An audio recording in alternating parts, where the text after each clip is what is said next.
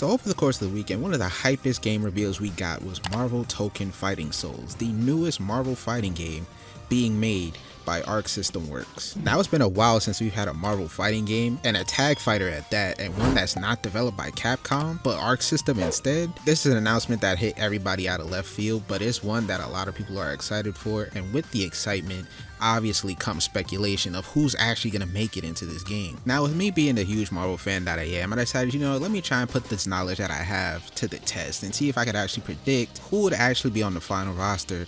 Now obviously when it comes to something like this, I gotta kind of give myself a criteria so I just don't go off the deep end. Now the first thing I have on my criteria list is the roster count. This roster is going to consist of 33 characters. I chose 33 because if we look at their first big IP tag game, which was Fighters, that roster launched with 24 characters, and since Marvel is such a bigger IP with more popular characters that would most likely get into this game on base roster, I just felt 33 characters was a safe bet to pick, to give us a little bit more leeway, especially since it's a 4v4 game instead of a 3v3. It makes sense that they'd have a couple more characters on the roster than that. The next couple criteria I have are strictly based off of what we saw in the PlayStation blog, and there's a part in the blog where it said how they went about picking the characters for their roster, and the three things they had that stuck out to me was characters they deemed to be the faces of Marvel, characters that have never been in a fighting game before, and characters that we think would fit in the roles of fighting game archetypes that we already know, like grapplers, rushdown, etc, etc. So that is my criteria list for this roster. Without further ado, enough yapping, let's get straight into the list. Now obviously starting it off, we gotta go with the God of Thunder himself, Thor. Now in one of the stages we saw in the initial reveal trailer, there was an Avengers statue that featured Thor, Iron Man, and Captain America, which led a lot of people to believe that Thor would end up being in this game. And with this being a Marvel game, if you want to talk about the faces of Marvel, the Avengers are probably one of the biggest faces of Marvel period right now, and not having Thor in this game would most likely be a crime that they do not want to commit. So having him in this game is probably like the easiest layup of all time. And if you want to talk about easy layups or more so slam dunks, the Hulk is another easy pick to slot right into this roster. It'd be criminal not to put the big green monster himself onto this roster. It doesn't really matter who you ask. A lot of people know who the Hulk is. A lot of people love the Hulk. It'd be criminal not to put him on here as well. And if we want to keep it on a little bit of the Avengers tip, another character we could really slot in, and I feel like would be an easy slot, would be Loki, the God of Mischief. Loki fits two of the criterias, one being a character that's never been in a fighting game before, and you could also technically say Loki is one of the faces of Marvel right now. He is a super popular Marvel character, not only within the MCU movies, but also in his own TV show as well. His popularity has really grown a lot over the years to the point where it'd be insane, to the point where you could probably walk up to anybody and ask them who Loki is, and they'd most likely point to Loki from the Marvel movie. So Loki, I feel like, is an easy slot in here. And if I want to keep it on the track of magic and mischief, Scarlet Witch, honestly, is another easy slot in that we could put in here. Scarlet Witch is undeniable how popular this character has gotten, and it'd be insane for them not to put her in here. A character they've never used before in a fighting game. A super popular character. I wouldn't say she's one of the faces of Marvel, but she's probably creeping up there with the rest of them, and I feel like adding her would also add a lot of creative fighting styles that they could try and make up for the game as well. She could either be a zoner, she could be a set play character. They could take some elements from Marvel Rivals, how she has like a trap bubble, stuff like that. There's so many different things you could do with Wanda as a character because of how her powers work. Honestly, the possibilities are endless of what she could be able to do in not only just a fighting game, but in a video game in general. Another easy layup I feel like is Doctor Strange, the Sorcerer Supreme. Doctor Strange is one of the most popular Marvel characters, period. He's definitely up there, not only with the movies, but the comics. Yeah, he has been in past Marvel vs. Capcom games, but it's for good reason. That man Strange is someone that a lot of people recognize instantly, and how Arc System would implement his moveset compared to how, say, Capcom did with the Marvel vs. Capcom games, while there might be some overlap because they both take from what he's actually done in the comics and stuff like that, I feel like Arc System could develop something real cool when it comes to the different spells he has. They could develop his own different playstyle. He might not even play the same. You never really know when it comes to Doctor Strange. Honestly, when it comes to a lot of the Magic characters, the possibilities of what they can do with on the roster, creativity is endless. Like I said, speaking on Arc System's creativity in a wheelhouse, if you don't know, one thing Arc System loves is they puppet characters, and I feel like somebody that could slot in real well as a puppet character is Rocket, Raccoon, and Groot. Making them a tag team character would just make the most sense. Having Rocket come out and control Groot to make some high lows or some crazy like trap mix-ups with Groot's vines, or setting up some traps on screen with Rocket, or even zoning out with Rocket and Groot. Rocket on Groot's shoulder. There's so many things they could do, and that's a character that's just right in Arc System's wheelhouse. If you know anything about how they develop like Carl or Relius from BlazBlue, or even Zato and Eddie from Guilty Gear, that's a character that they would know exactly what to do immediately.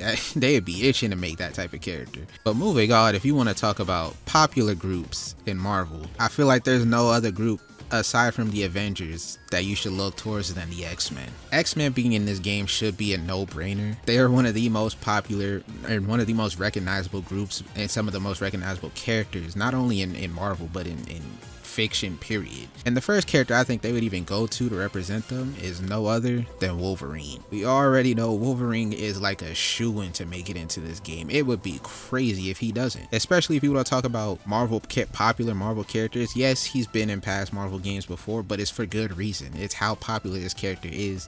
There's nobody else. If you're going to talk about X-Men representation, with Storm being here, the X-Men, is a no-brainer that Wolverine's just going to be here. And the next character I think will follow right behind Wolvie is Cyclops. We haven't seen Cyclops in a fighting game since Marvel vs. Capcom 2, and honestly, after the popularity of X-Men 97, a lot of people have become Cyclops fans. Not to say he didn't have his fans before, but it's grown exponentially.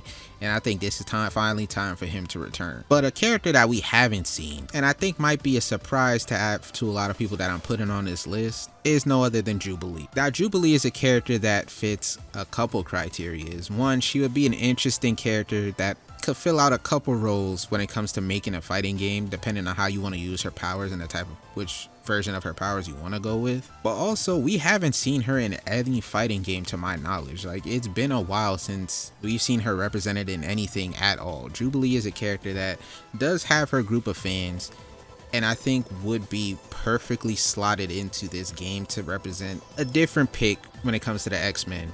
A more underrepresented pick when it comes to the X-Men, and I think it's fine, because if you want to talk about DLC for this game is probably gonna have a couple X-Men characters as DLC that are super popular, that I could see them slotting in as DLC more so than base roster, because they know people are gonna want to pay for them. But Jubilee I think would be a dope character to slot in here, someone that can mix up the roster, mix up the group of X-Men from the same similar like 5 or 6 characters we always see whenever they pick the X-Men character. And just had another female rep, I think Rogue would slot in perfectly right next to her, especially after, like I said, X-Men 97, while people already loved Rogue, X-Men 97, her role in that show definitely boosted her popularity a lot more, and maybe a lot of people love Rogue even more. Now, this might be biased because I love Rogue so much and I want to see her in a fighting game again, but bias aside, I do think it is actually smart to have her on this roster instead of putting her as like something like DLC, because while people would pay for Rogue, like it's the same thing with Jubilee, there's so many characters in the X-Men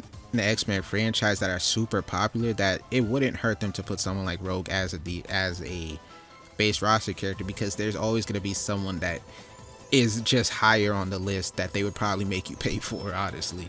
So sliding her in here I think is perfectly fine. And I have one more slot dedicated to the X-Men characters, but this one is going to be kind of a duo slot because I couldn't really decide which one they would go with, and it really depends how they want to represent this side of the X-Men. Now, the first one is Magic. Magic is a character that not only represents the X-Men, but she can represent the New Mutants as well, on top of the fact that she fits the criteria of she's a face that's never been in a fighting game before, and she's been gaining a lot of popularity due to games like Marvel Rivals, and obviously she had her role in like in some shows and stuff like that people know her for, and she's been gaining a big fan base as of late. Like if you look at a lot of convention stuff, you've seen a lot of Magic cosplayers now. She's gaining a lot of popularity, and it makes sense for her to have a slot in this game, especially if you want to talk about character diversity. Arc System loves their characters with big swords. Let's just get that out the way.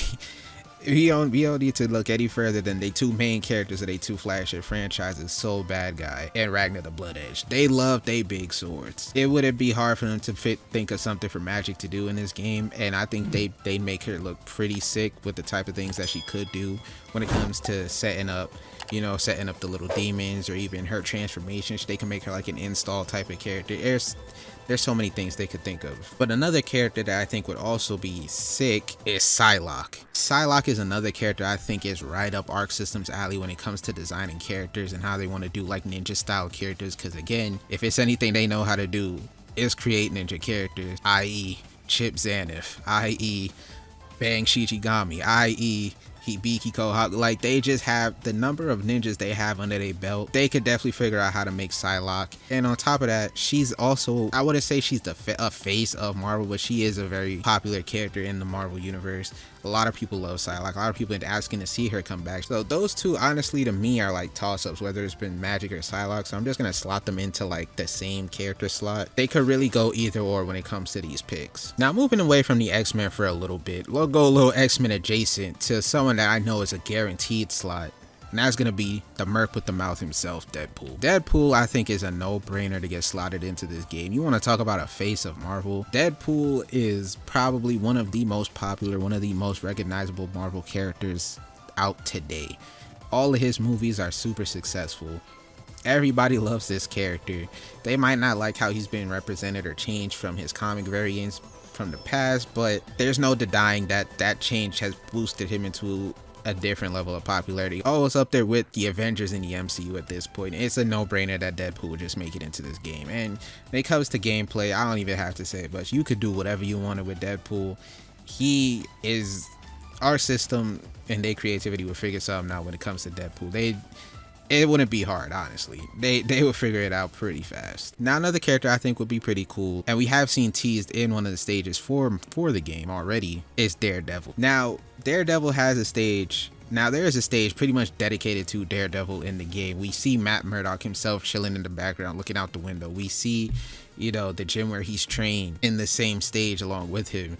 And there's so many other Easter eggs hinting at not only Daredevil, but Daredevil's universe and his friends and stuff like that. So it just makes sense. It just feels like it's a perfect fit to slot Daredevil into this game. I don't think we've ever had Daredevil in a fighting game before, which is so crazy to me to think about, because it's like he's just one of the most perfect fits to even slot into something like this. The closest we've got is him just sitting in another stage in Ultimate Marvel 3. Like he's always this background character in the stage, but he's never on the roster, and I think it's finally time for him to make his roster debut in this game. And he could be like a cool rush down mixed character, or a cool just rush down character in general. Either way they want to do it, just put Daredevil on the roster. I think it'd be a pretty safe bet to slot him in there.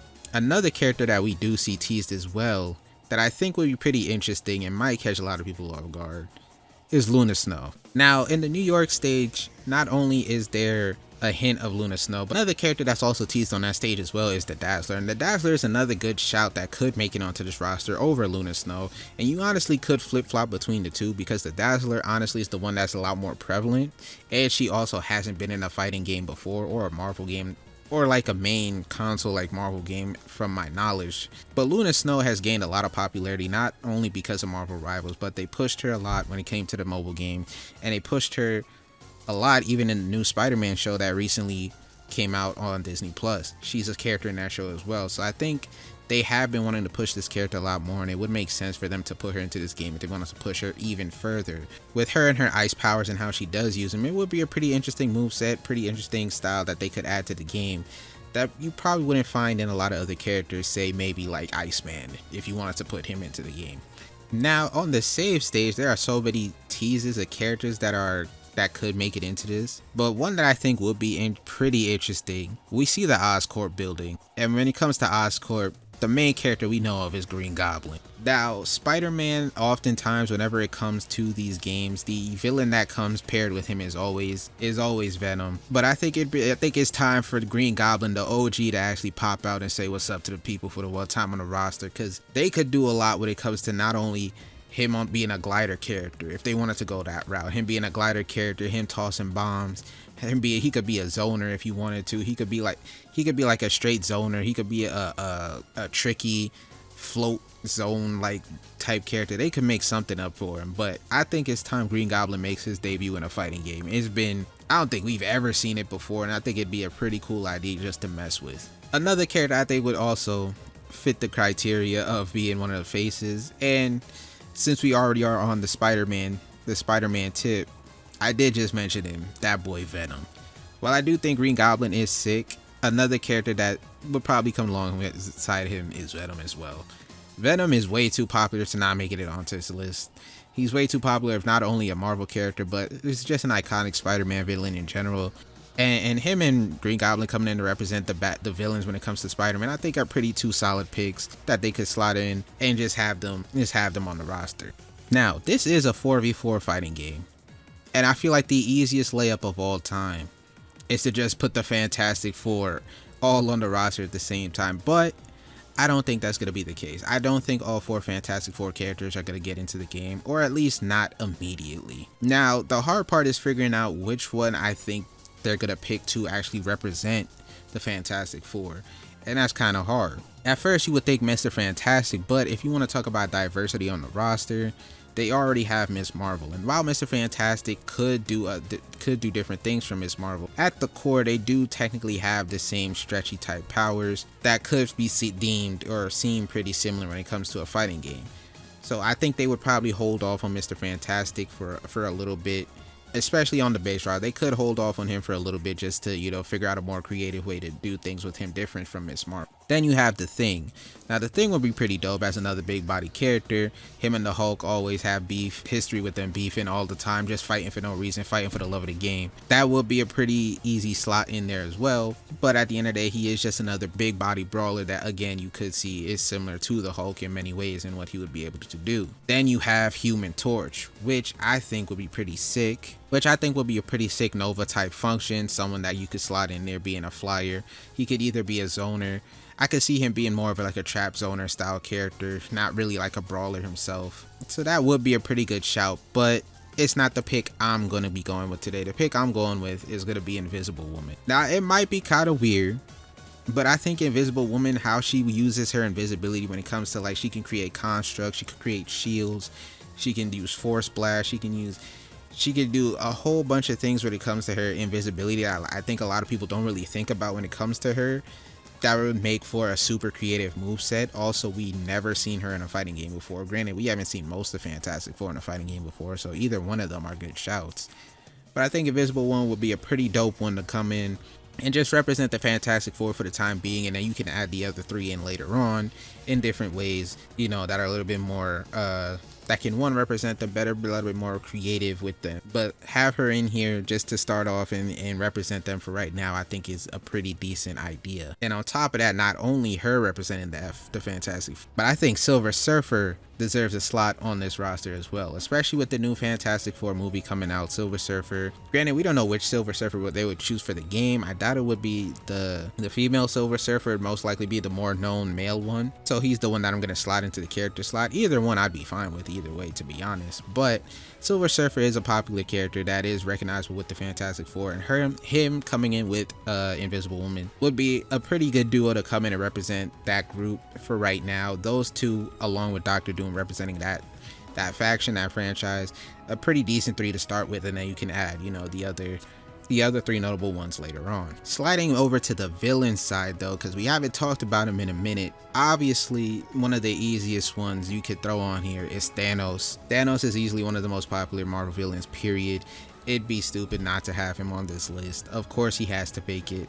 After everything he's done with not only the MCU, how important he is to the comics, you could technically say he is a face of Marvel at this point because of how popular he's gotten due to the movies. It'd be dumb not to slot him in here. And another one right next to him, I would say, is Ultron. Ultron is a character that his popularity is insane. He's one of those characters where it doesn't matter how they use him, when they use him. Every time his name is brought up, everybody gets hype. Everybody loves seeing Ultron. And you want to talk about puppet characters when it comes to Arc System. Again, this is right in their wheelhouse. They love characters like this, puppet characters. They can make him a zoner. They can make him a trap character with the drones. They could do so many different things with Ultron.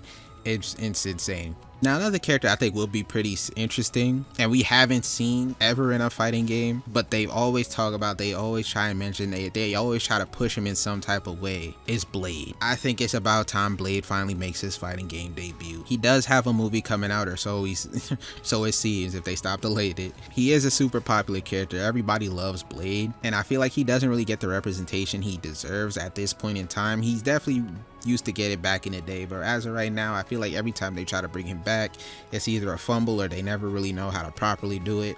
I think slotting him into this game will be the perfect way to catapult him back into the popularity and the favoritism that he should have been in a while ago, or that he should have stayed in. Now, keeping it on the save change when it comes to Black Kings, obviously there's no better one than Black Panther. It's without a doubt, his popularity is without question how big he's gotten. It'd be insane not to put Black Panther on this list. Obviously, it's like the easiest rushdown character you can make ever. He has been in past Marvel games, but it doesn't matter. Like I said, he's too popular to not have him on this roster. Like, come on now. But if you want to talk about a hand-to-hand character that we haven't ever seen in a game, in a fighting game, or I don't think we've ever seen him in a game period, Shang-Chi. Now, a lot of people think Iron Fist is gonna make it into this game, which rightfully so. Why would he not? But I personally think with the movies they have coming out later on in the next couple of years, Shang-Chi is the character that they might be pushing more so than Iron Fist, and it would make perfect sense for them to push Shang-Chi into this game. And Shang-Chi being in here could set up for other characters, like characters that are part of the Agents of Atlas, you know, other characters that were kind of underrepresented that we could see coming as DLC. So you never really know. Like, it's always good to have those type of characters that you can slot in, that you can slide other characters in later on that have connections to make things a little bit more seamless for you. And Shang-Chi is one of those characters that can open the door for a couple more characters that we might not have thought of later on down the road. Now, coming up on one of the last characters, and I think this is like one of the easiest shouts, is Winter Soldier. That boy Bucky Barnes. Him representing the Thunderbolts in this game right now, it makes the most sense, especially with the popularity of the Thunderbolts with that movie just coming out and how popular he is as a whole in Marvel today. It just makes sense. Slot him in, let him take up a slot. And the final character we're going to be talking about, and I think it's a no-brainer, it has to be Captain Marvel. The game is literally called Marvel Tokon Fighting Souls. Captain Marvel herself not making it on the roster was literally would be a crime. You gotta put her into the game. The main flyer of the game, the main, I guess if you want to say one of the Superman, one of the Superman or Superwoman of the game. It just makes sense to put her in here, just round out the roster. She's one of the juggernauts when it comes to Marvel in general, so why not? You know, it wouldn't make sense for her not to be here. But I think that is going to be my character roster. Obviously, there could be some changes, and I might not be super correct on the picks that I chose, but I think the picks I chose do fill out the criteria that they're looking for when it comes to how they want to make this game. And a lot of y'all might be asking for where's Magneto or Jean Grey or Punisher, Miles Morales, Gambit as well. Like, a lot of those are characters that I think are definite DLC packs, so that's probably why they're not on here. I have them slotted as DLC in my head anyways, but I'm probably gonna make another video of wish list, another video just talking about characters I personally want to see make it into the game, my own personal wish list. But this right now, this is just my predictions of who I think genuinely have a shot of making it onto this base roster. Let me know how you guys think about it in the comment section down below. Who do you guys think would have a high chance of making it onto the roster? Let me know your guys' list. Who would you slot out on mine, or who would you pick to join the roster? Who would you pick to make the base roster? Let me know that in the comment section down below. I think it'd be a pretty fun discussion to have. With all that being said, I'm gonna go and get up out of here. So, boy.